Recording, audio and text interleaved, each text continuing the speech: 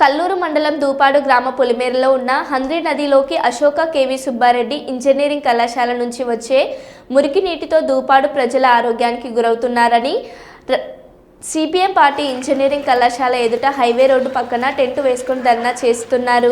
Ashoka KV engineering కళాశాల నుంచి మురికి నీటిని శుద్ధి చేసిన తర్వాతనే బయటకు వదులుతున్నామని, ఆ వాటర్ వల్ల కళాశాలలో మొక్కలకు చెట్లకు ఆ నీటితోనే పెంచుతున్నామని, మిగిలిన వాటర్ మాత్రమే బయటకు వదులుతున్నామని, కార్పొరేషన్ నుంచి రోడ్ల సహాయం వీధి లైట్ల సహాయం లేకుండా ఏడాదికి 30 లక్షలు కడుతున్నామని ఏవో రఘురామరెడ్డి చెబుతున్నారు. ఇక మీదట పరిష్కార మార్గం ఏదైనా ఉంటే చేయడానికి కళాశాలల యాజమాన్యం సిద్ధంగా ఉందని ఏవో రఘురామరెడ్డి వివరించారు.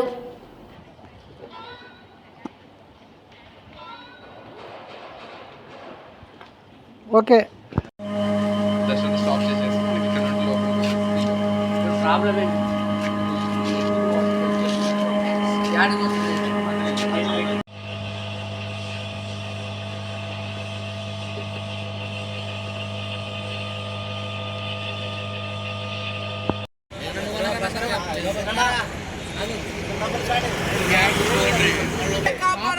సుబ్బారెడ్డి కాలేజీ మురుగునీటి నుంచి దూపాడు గ్రామ ప్రజలను Ashok engineering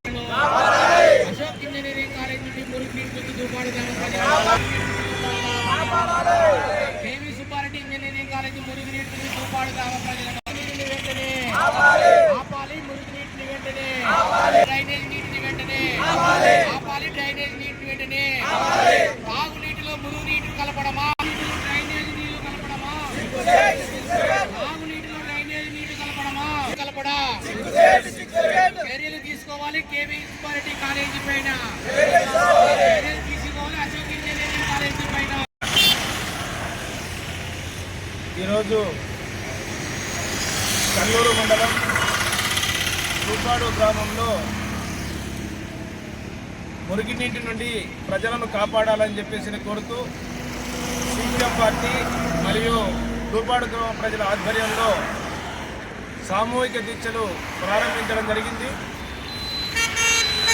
KV Subba Reddy engineering college, Ashok మహిళా ఇంజనీరింగ్ కాలేజీల టాయిలెట్లు, బాత్రూముల నీళ్ళన్నీ కూడా మొత్తం హంద్రీ నదిలో నీళ్లు వదులుతున్నారు. ఈ నీళ్లు, మురికి నీళ్ళన్నీ కూడా హంద్రీ నదిలో వదలడం వల్ల మంచినీరంతా కూడా కలుషితమవుతుంది. అక్కడే రింగు బావి ఉంది, ఆ రింగు బావిలో కలిసి ఈరోజు పైప్ లైన్ల ద్వారా ట్యాపులకు నీళ్లు రావడం, ఆ నీళ్లను గ్రామ ప్రజలు తాగడం, తద్వారా వాంతులు, విరేచనాలు, విషజ్వరాల బారిన పడి దూపాడు గ్రామ ప్రజలు తీవ్రమైనటువంటి ఆందోళనకు గురవుతున్నారు, భయభ్రాంతులకు గురవుతున్నటువంటి పరిస్థితి ఉంది. అనేక సార్లు ఈ సమస్య పైన సంబంధిత అధికారులకు అంటే తహసీల్దార్కు, ఆర్డీఓకు, ఎండీఓకు, అదేవిధంగా ఈ మధ్యకాలంలో పోయిన సోమవారము జిల్లా కలెక్టర్ గారికి వినతి పత్రం ఇచ్చిన సందర్భంగా ఆయన సానుకూలంగా స్పందించి ఇరిగేషను, అదేవిధంగా పంచాయతీరాజ్ అధికారులను వెంటనే మీరు విచారణ జరపాలి, నివేదిక ఇవ్వాలి అని చెప్పేసి ఆయన ఆజ్ఞాపించాడు.